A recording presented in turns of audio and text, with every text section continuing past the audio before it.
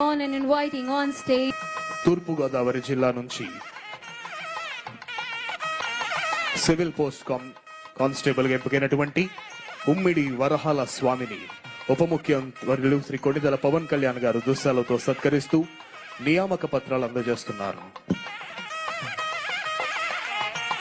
భారత రాజ్యాంగాన్ని వారికి అందజేశారు ఉప ముఖ్యమంత్రి గారు.